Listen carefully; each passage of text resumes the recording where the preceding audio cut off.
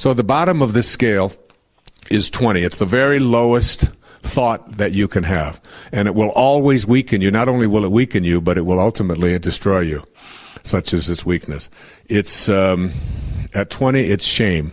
So if you are using shame on yourself, or you're using shame as a way of parenting or working with others, what you are doing is you are always using an emotional energy that will weaken. The emotion that accompanies shame is called humiliation. And the life view is one of misery, and the God view, the view of God, is one of despising. God despises us. We are ashamed. There's something wrong with us. The next level up, which is very, very low and will always weaken you, is 30, is guilt. Feeling guilty. The emotion that accompanies it is blame. The God view is one of God as vindictive. God is punishing. And the life view is one of life is evil. There's something wrong with life. The next level up is one that's called 50. And this level is the emotion that accompanies that is despair.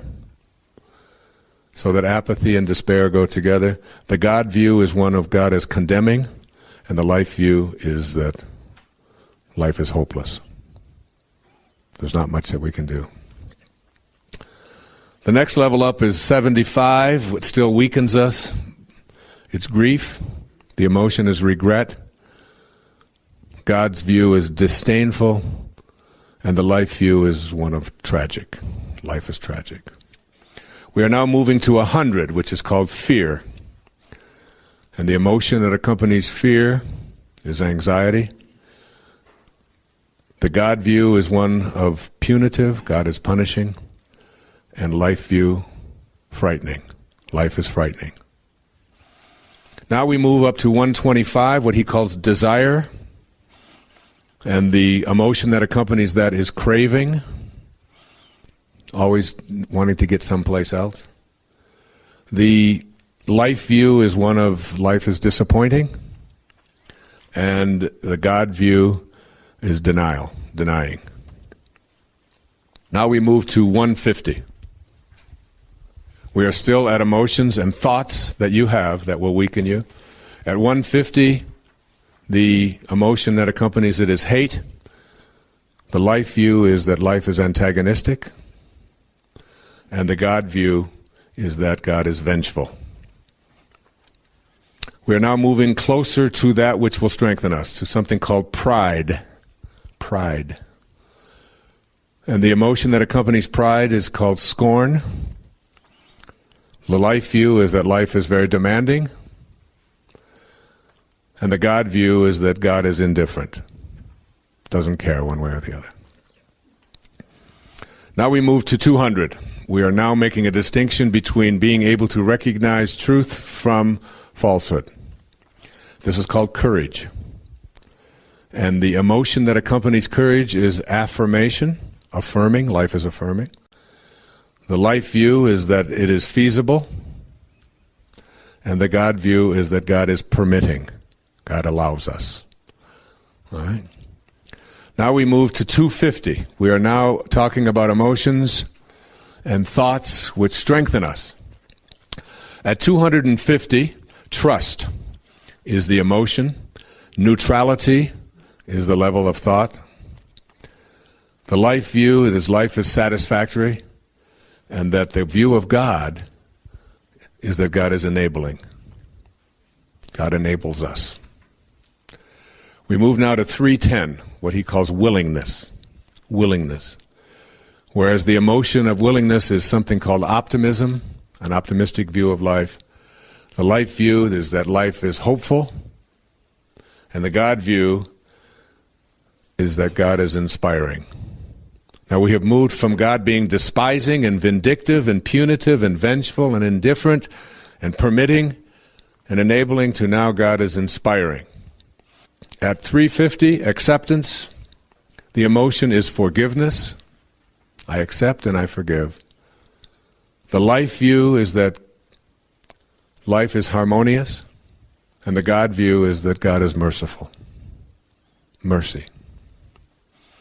We now move to 400, where very, very few people ever get to, called reason. The emotion of reason is understanding. The life view is that life is meaningful. There's a meaning to all of this. And the God view is that God is not only merciful and inspiring, but God is wise. Wisdom comes with knowing God. Now we move to 500, which we're talking about a handful of people. The level is called love. The emotion is reverence. The life view is that life is benign, non-cancerous, non-debilitating.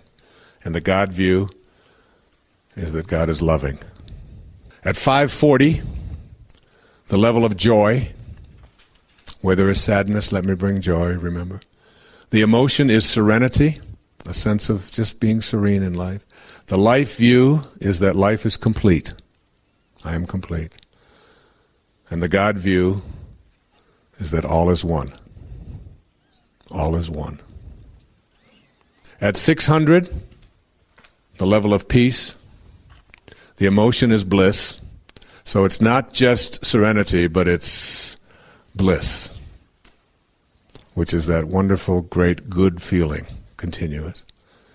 Life view, life is not only complete, it is perfect. And the God view, all being. And finally, enlightenment, between 700 and 1,000. The emotion that goes with the sense of enlightenment is what he calls the ineffable.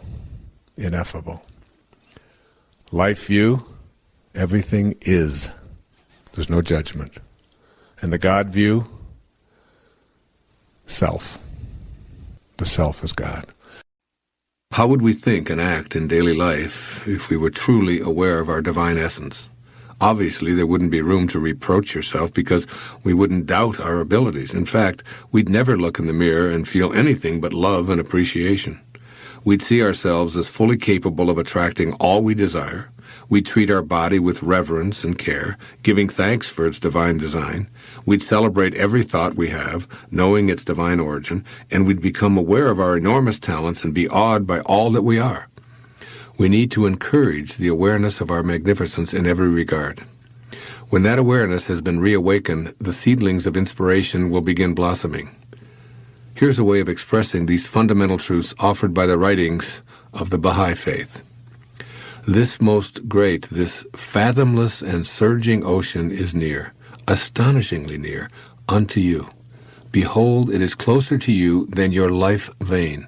Swift as the twinkling of an eye you can, if you but wish it, reach and partake of this imperishable favor, this God-given grace, this incorruptible gift, this most potent and unspeakably glorious bounty.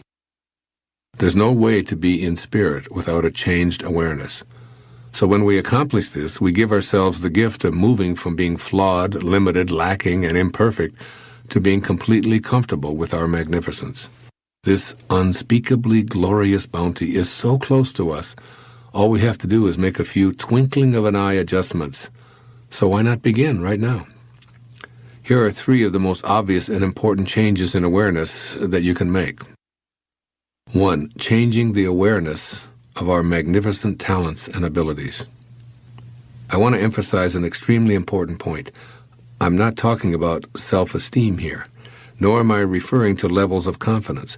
Rather, I'm saying that we need to keep the important question, who am I, in the forefront of our mind. This question doesn't revolve around previous life experiences, has nothing to do with what we've been told our special qualities or unique abilities are, and it isn't related to how worthy or worthless we feel about ourselves. It has to do with a simple truth. As Epictetus, a philosopher in the 1st century A.D., said, "You carry a God about within you, poor wretch, and know nothing of it." Just like Epictetus, who was born into slavery yet became one of our most profound teachers, we came into this world with an inexhaustible supply of talent. Our abilities are as limitless as God's are, because we're a distinct portion of the essence of Him. And there's an infallible way to begin entertaining those abilities and creating as he does. That way is to become aware that anything that excites us is a clue that we have the ability to pursue it. Anything that truly intrigues us is evidence of a divine, albeit latent, talent that's signaling our awareness. Having an interest in something is the clue to a thought that's connected to our calling. That thought is a vibration of energy in this vast universe. If something really appeals to us and we feel excited but perceive ourselves as devoid of the talent we think is necessary, it's probably an even higher vibration. Anything that's causing excitement within us is evidence of a spirit message that's saying, you can do this. Yes, you can. If we react to this message with anything other than, you're correct, I can do this, I have the ability to do it, then we've selected the vibration of resistance and ignored the vibration of excitement and interest that spoke to us. Our thoughts about who we are, what excites us, and what we feel called to be and do are all divinely inspired and come with whatever guidance and assistance we'll need to actualize these goals. The decision at this point is, are we willing to listen to these divine thoughts that pique our interest, or do we go on listening to the false self that's made us what Epictetus called a poor wretch? Rather than case studies of which I have only second-hand knowledge, I'm going to use some examples from my own life that illustrate listening to the false self. My background would appear to be an unlikely one for what I'm calling magnificence. Here's what it would look like on paper. Fathered by an alcoholic who abandoned his 3 children, childhood years spent in foster homes, a classic underachiever, educated in public schools, grew up at the low end of the socioeconomic scale, no financial advantages, no examples of or ambitions for higher education, 4 years as an enlisted man in the United States Navy, admitted to a university on a provisional acceptance at the age of 22 due to lower than average grades in high school, worked his way through 3 advanced degrees by being a cashier and a stock boy in a grocery store in Detroit. This isn't exactly what you'd call a prescription for becoming the best-selling author of 28 books and a successful public speaker. I couldn't begin to tell you how many teachers of creative writing and speech gave me low grades for my efforts in these fields. All I can say for certain is that I've always had a knowing about my interest in writing, have always been excited by the prospect of entertaining and informing an audience, any audience. By all of the accepted standards, I didn't have any writing ability. What I did have, and still do, was an interest and a passion for writing. It inspired and thrilled me, and I simply loved it. From the perspective of inspiration, I had the ability to do it, and that's all I needed to know. Then as now, I trusted that the universe would handle all of the details, including, will I be published? Will the critics approve? Will my book be a bestseller? Will my mother approve? Will I get an apology from any of my old English teachers? But really, who cares about any of this? The fact that writing excites me is all I've ever needed to know. When I follow that thought and stay with it, I conclude that I have the ability and the talent. And so do you. Like me, it's easy to find what excites you. What do you find intriguing? Does learning yoga and becoming an instructor interest you? Then you have your answer. The issue isn't about ability, it's about being matched up in spirit with your current thoughts and behaviors. The softer you are, the less rigid you are, the more flexible you are as a person, the more you can accomplish. And this is a great way to practice in parenting as well. And this idea that a rigid thought, how many times have you heard this idea that if I tell you something, I'm going to stay consistent with it. We have a set of rules, these are the rules, and we'll do it this way. In the Tao it says the more rules you make, the more rule breakers you create. It's true. The more rules you have in your house about how everything has to go. We had in our house, my wife would have a big jar of M&Ms. Peanuts, you know, all these different multicolored ones. And the kids in our house, because we didn't feed them sugar and we didn't give them sodas and stuff like that. So they were just more like a decoration. Every once in a while someone would take them. They'd hardly ever be replaced. Now when we had kids come over to our house who weren't ever allowed to have such horrible things, you should have seen their behavior. You know, they would scoop them up, they'd be putting them in their pockets, and they'd get their purses, and they'd open it up, and, you know, the whole thing would be empty. I'd say, what are you doing? He said, well, you mean you can just have these whenever you want them? I said, well, we don't really have any rules about that. It's just, it's not something that we encourage or discourage. It's just there. It's like Emerson had a wonderful line. He said, a foolish consistency is the hobgoblin of little minds. A foolish consistency, a rigid consistency. So that there are many people who will say, if I say it on Monday, you can be absolutely certain that on Wednesday, I'm going to believe the same thing, regardless of what might happen on Tuesday. Now, Tuesday might have something real that you might want to be changing your mind. You might want to say, you know, I thought that this time, but now I've seen this, and now we can shift. And you can see how this can become and so much about the Tao is on leadership. Leadership in the family, leadership in the community, leadership geopolitically. Less rigidity, more openness, more willingness to listen and say, I changed my mind. Because a foolish consistency is the hobgoblin of little minds. And what I believed on Wednesday has changed because of what happened on Tuesday. Now, another important thing to say to your children, to your friends, to your lover, to your spouses, to whomever, to the people you work with, words that we're so terrified to say, but which give us a sense of living with the Tao. I don't know. I don't know. I'll look it up. Say it. I don't know. Doesn't hurt. Say it again. I don't know. Isn't it fearful? I mean, so many people, and it's like very freeing, because my kids ask me something, and I say, I don't know. They say, Dad, you know everything. You know everything. I say, well, I don't know that, and I'll look it up, or we'll try to find an answer to that, but I don't quite know. I know that even, you know, I spent 20 years running, and I ran every day for 20 years, for 22 years, without missing a day. 8 miles. Never missed a day. That's rigid, all right? Some call that obsessive. But you brush your teeth every day, I used to say, and you don't call that obsessive. And you go to the bathroom every day, and you don't say, well, he's obsessively doing that again today. You don't do that. But anyway, what I learned is that even in the world of exercise, there are certain things that are built in to make us rigid, to make us stiff, to make us hard. And we lift, and we run, and we kick, and this is what we call working out. There's another kind of working out that is ancient. It goes back to the time of Lao Tzu and before, which is called yoga. And yoga means union. It means union with your source. And when you do yoga, you can stay in the same place. You can do the equivalent of 8 miles. When I used to run 8 miles, I had to run 4 miles that way, turn around, 4 miles back.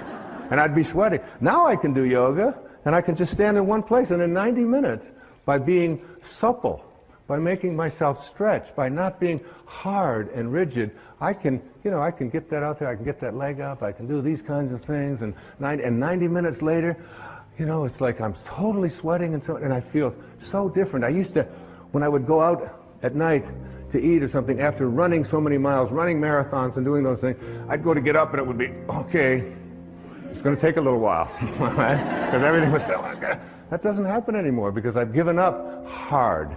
I've given up being rigid and substituted it for being supple, for being flexible, for living a life in which I don't have to always be so fierce. Listen to this verse of the Tao Te Ching. It's one of my all-time favorites, verse number 76.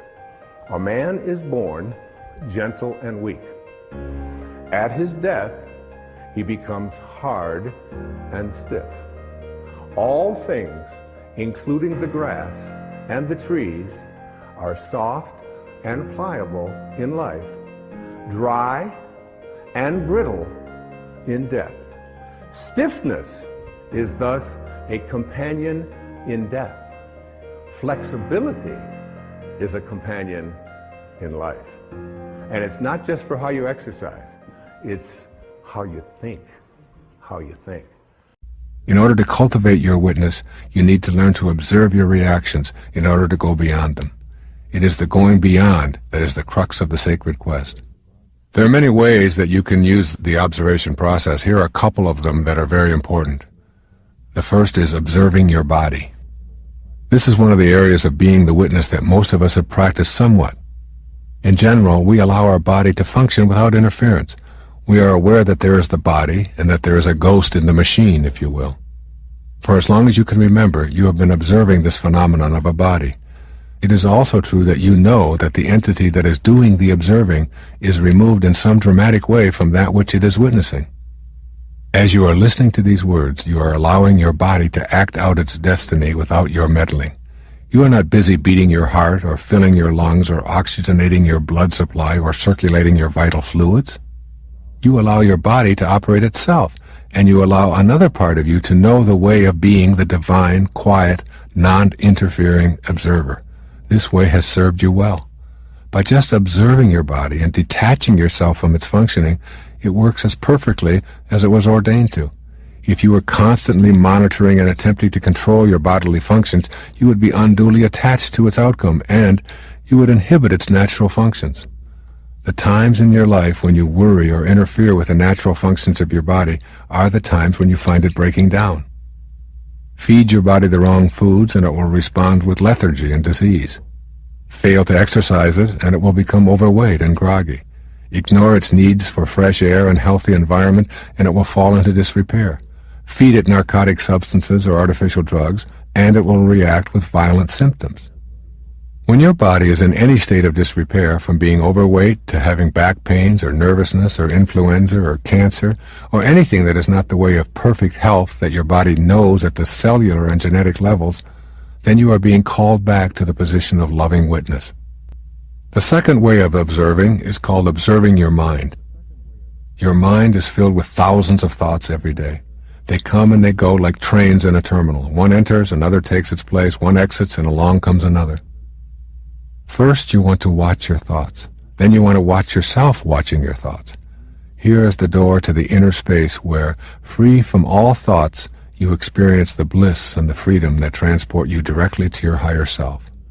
The simple exercise of watching your mind manufacturing its thoughts will eventually cause unwanted, unnecessary, erroneous thoughts to dissolve.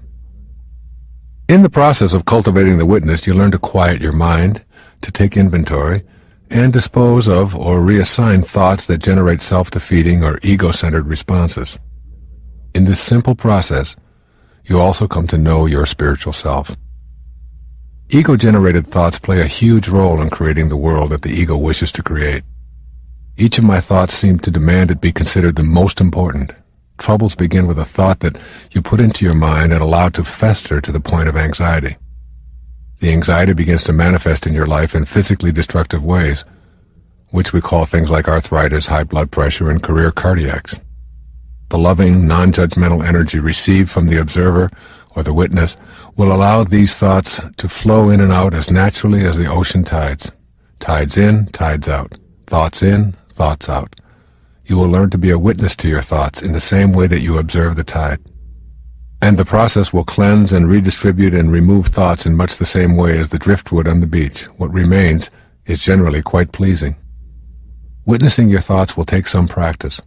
With proficiency comes wonder and delight. Trauma is dissolved in the thinking stage and prevented from manifesting into your everyday world.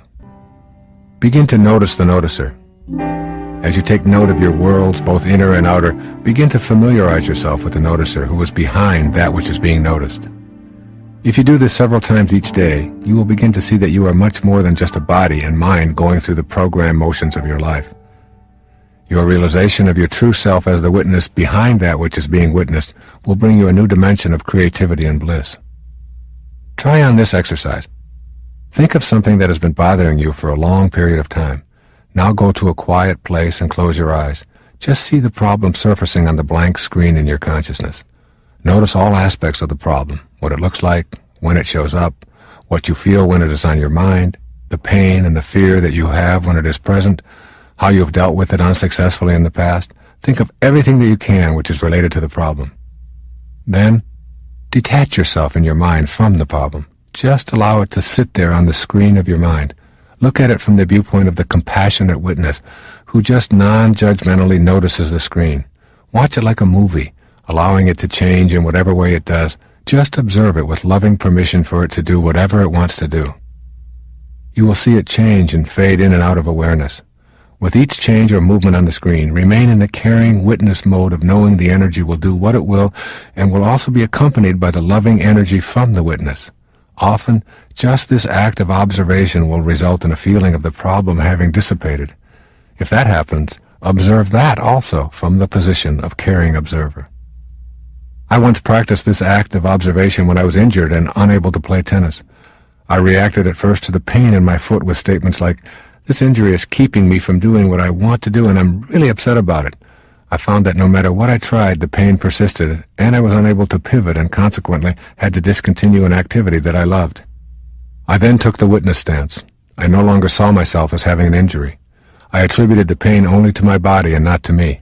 I witnessed the entire thing and merely watched it. I lovingly witnessed the pain, the way it showed up, my feelings of frustration about it, the color of the swelling, everything. But I refused to think of it as mine. It was only my body's problem. The very same day that I did this, the entire discomfort disappeared. I mean, it was gone from my body. I had put my attention on what was occurring and detached myself from it. And in what seemed like a few hours, I no longer had the pain and I was playing tennis as if I had never experienced any injury at all. In order to know the benefit of witnessing, you will have to banish the doubt about this as something that will work for you. Remember, you have been conditioned to believe that your body is the essence of your humanity. You've been taught to tackle problems with your physical and intellectual apparatus, not your higher self. Practice new self-talk sentences to replace your old identification with your physical body. I am that which owns this body. I am not the body itself. I can't be reached if you come to me with hatred or anger. I cannot worry when I refuse to be the worrier and simply observe that worrier and the worries. Self-talk sentences will keep you centered on your spiritual domain. You will find that many things that you worried about or experienced in a negative fashion are slowly beginning to diminish from your life. Let's go for a moment to our dream. And just assume that we're going to have a dream. We're in bed. And let me ask you this question. This is a question I like to ask for you to just contemplate, one of those sort of cones. When you go to sleep at night and enter your dream state, what happens to the bed? Just think about that. What happens to the bed? Now you're in your dream, okay? So just propel yourself into a dream state. And in your dream, you notice, let's say you're over here and you're in a room. And in this room, you look across the room and you notice that there's a podium in the room. And it has some objects on it. Now you're in your dream. So in the state of dream consciousness, you say to yourself, I would like to examine that podium more closely. How do you do it in your dream? How do you examine it more closely in your dream state? Do you get out of bed? Is there a bed? Now we're talking about 1/3 of your life here, folks, okay? 1/3 of your life. As Lao Tzu said, I went to sleep and dreamt that I was a butterfly. Then I woke up, and now I don't know. Am I a man who dreamt he was a butterfly, or am I a butterfly who's dreaming that he's a man? So in your dream state, do you get up out of bed, keep it right over there, say, excuse me, honey, wait, get out, and walk over and say, there's a galley of a new book, and there's a pen here, and there's a glass of water, I think I'll have a drink of that. There's a microphone stand, there's things. Do you do that? No, you don't do that. Because you enter your dream without any doubt. So what you do in your dream state is, are you ready? Stay alert.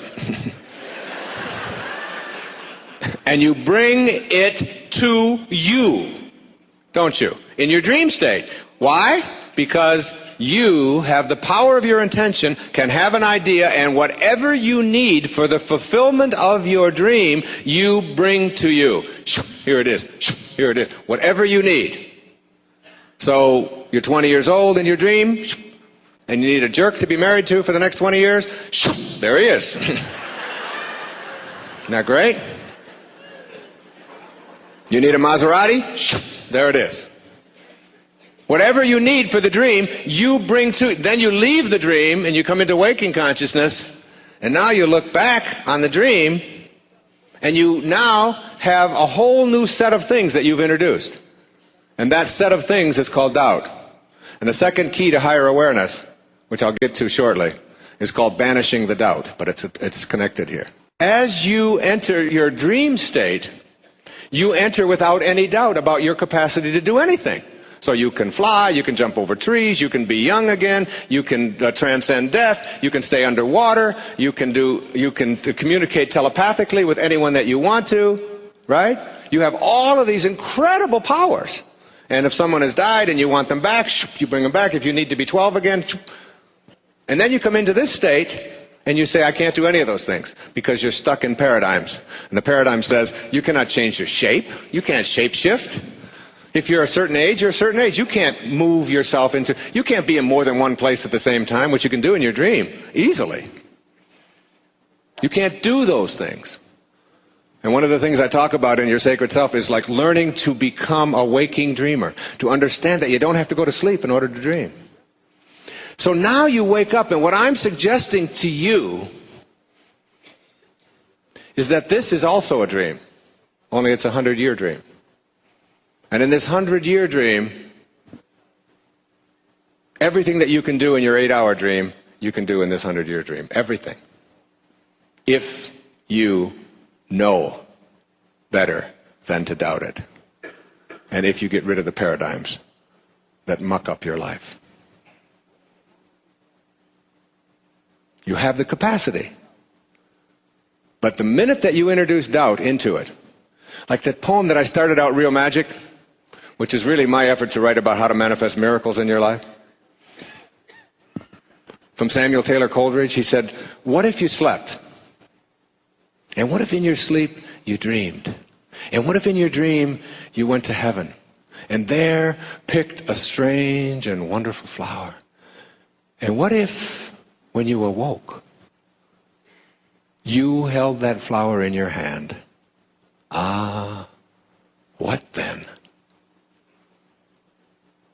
Is it possible to bring something from a dream state into a waking state? Or is that part of a paradigm? And the tiniest smidgen of doubt that enters your consciousness is what you will act upon. 7 key little words from Proverbs. As you think, so shall you be. If you think that it's not possible, what you think about is what expands. Or as Emerson said, the ancestor to every action is a thought. And the minute you have a doubtful thought in your consciousness, you will act upon that and manifest the fruit of that doubt. And not be able to see it. You will not see it. The solution for me represents the ability to bring to your life something that can make these things called problems disappear, dissolve, and nullify. And that is what I spoke about when I opened up here a little while ago about energy. Energy comes in the form of fast and slow, high and low. And higher and faster energy nullifies lower and slower energy. A room full of darkness. Darkness is a lower and a slower energy, if you measure it, than is light. And when you bring light to the presence of a dark room, the darkness disappears. And that is a metaphor for every single one of the problems and concerns and struggles that you are facing in your life. And way back, 800 years ago, there lived a little man who gave up all of his possessions. He lived in a little village in Italy, near Florence, called Assisi. And we named one of our most famous cities in America after him. His name was Francesco, or as he became known later after his passing, St. Francis of Assisi. And I went to Assisi, and I had miracles that took place for me in visiting Assisi on several occasions. And St. Francis was one of these people who created a prayer that is perhaps the most well-known prayer on the planet today, certainly one of them. How can I become an instrument of thy peace?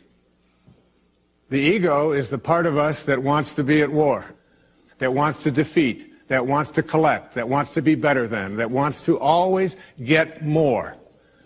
The sacred or the highest part of ourselves is the part of us that just wants to be at peace. How can I become an instrument of peace? Not someone who's looking for peace, but someone who delivers it.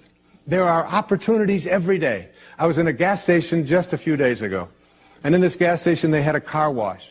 And there was a young boy, he was maybe 18 or 19 years old, and he didn't speak English very well, and he couldn't figure out how to work the car wash.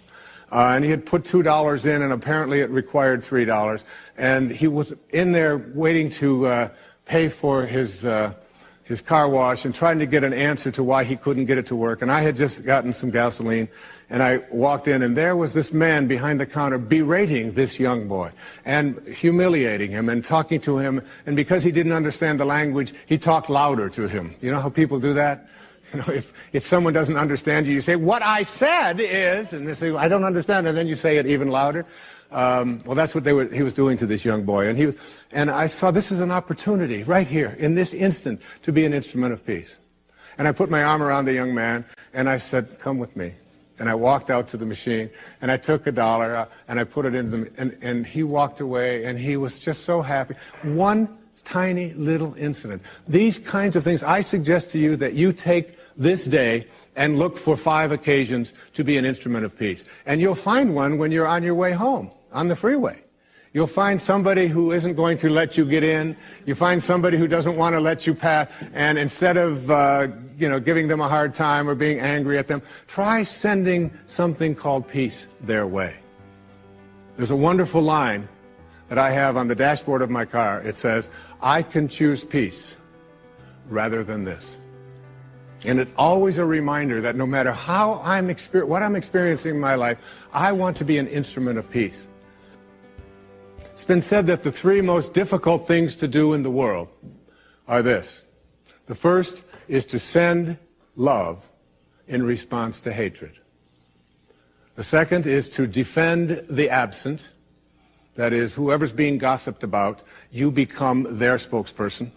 I do this with my children all the time when they're all saying this and then she said that and he said that. I'll say, excuse me, but who is defending the absent person here?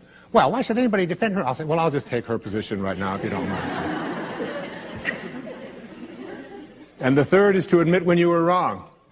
And it doesn't mean necessarily to say I just made a mistake. It means to say, I have been making the wrong kinds of choices in my life with my mind. I've been putting my attention on what I don't want, on what others want for me, on what the world ought to be, on what it used to be, and I can't understand why it just keeps showing up, what I don't want, what others want for me, what I despise. I have to admit, I have to rewrite my agreement with reality. And so much of what St. Francis was speaking about back in the 13th century, because he was a man who was ridiculed wherever he went. And he was just out there trying to teach people to bring the solution, spiritual solution to your problems. If hatred is existing in your world, that's an energy field. It's a lower and a slow energy than the energy of love. If you can bring love to the presence of that hatred, it will be nullified just as if you were bringing light to darkness. But for most of us, what we do when we see hatred is we respond in kind to that hatred. Your desire to attract prosperity represents a highly spiritual request. It's perfectly attuned to the law of abundance from which you originated. Your imbalances are energies in the form of thoughts that you mistakenly believe will bring about the desired prosperity. Following are 7 of the most common thoughts that make the manifestation of prosperity virtually impossible. Number 1, it's not God's will. By blaming God for not having what you need or desire, you justify a built-in excuse for accepting your lot in life. In reality, as St. Paul reminds us, God is more than willing to provide you with the blessings of abundance In fact, God is pure abundance, but you're the one out of balance on the prosperity scale. By putting the responsibility for your shortages on divine will, you create enormous resistance energetically. You're asking the universe to send you more of what you believe in. The solution to removing this barrier, which applies to all 7 of these resistance energies, is changing the belief. By first catching yourself in the midst of a fallacious thought and replacing that thought with something like, I am a creation of God. God is abundant. I must be what I came from. Being like what I came from means that God wants me to enjoy the fullness of prosperity. This is how I'm going to express life from now on. 2. There's a limited supply. This thought represents enormous resistance to a restoration of balance on the prosperity-scarcity scale. Thoughts such as there's only so much to go around and everyone can't be wealthy. Once again, the solution for removing this kind of resistance is to purge it and replace these thoughts with new energies that match up more harmoniously with the truth of the world that you live in. Try thinking of money in the context of the ocean. There's an infinite supply, more than enough to take care of your needs. The supply of money circulating around this globe isn't diminished no matter how much you take for yourself. Why? Because ultimately, money, like ocean water, has to return to its source. It just keeps circulating as energy. Take 1,000,000 gallons from the ocean, and it still remains the same.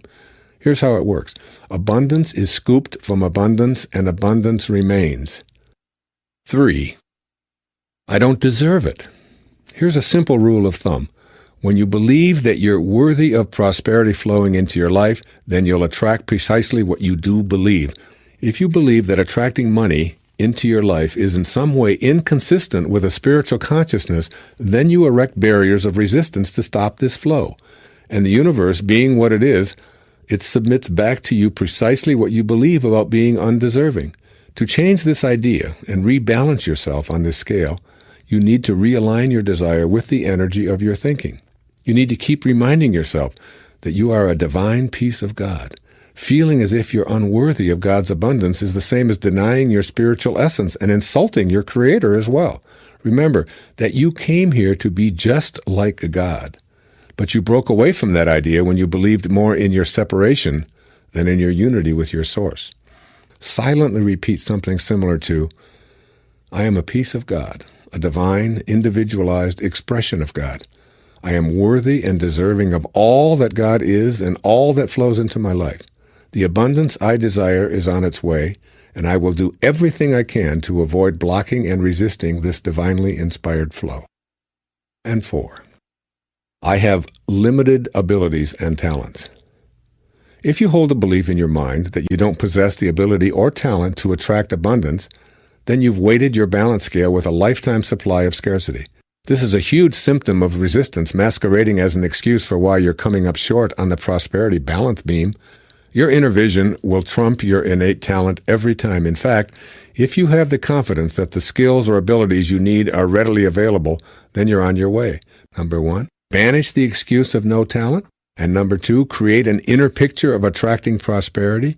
And number 3, act as if by being what you desire. Act as if by being what you desire. You're as talented as you've decided to be up until now. Change the picture, and miracle of miracles, you change your talent as well. Number 5, I've never been lucky. The universe that you live in, and that lives in you, operates on energy and energy alone. Nothing happens until something moves, said Albert Einstein. Everything is vibrating, even what seems to be motionless. Your universe functions with the law of attraction, meaning that energy matches up with similar energy. Your thoughts are vibrations of energy. Low thoughts, those that are out of balance with source energy, attract low energy responses from the universe. High, spiritually based thoughts activate identical vibrations that bring you what you desire in harmony with your source. That being said, there's no room for luck in the universe. If you have an accident, you aren't unlucky and you're not at fault. You're simply a vibrational match to whatever you collided with in that moment. By viewing your world in this way, you can begin to exercise more choice about what you're matching up with. By changing the lower vibrational energy of your thoughts to higher vibrations, you set into motion energy that seeks to match your higher desires. 6. It's always been this way. When you use your personal history to justify why you're presently out of balance on the abundance scale, you're really saying, I have a long history of attracting scarcity into my life, and I intend to continue doing precisely the same thing. Thinking that the past is responsible for your continuing insufficiency is a major source of resistance. You've probably been taught that if you don't pay attention to the mistakes of the past, you're bound to repeat them. Here's my take on that advice. Keeping your thoughts on the mistakes of the past guarantees that you'll continue manifesting them in the present. I think you're better off tossing out your personal history or any deficiencies that have surfaced in your life. Refuse to think about what's failed to materialize unless you're hoping for more of the same. Avoid talking about your bleak past. Don't identify yourself as someone whose childhood or early adulthood was characterized by dearth and paucity.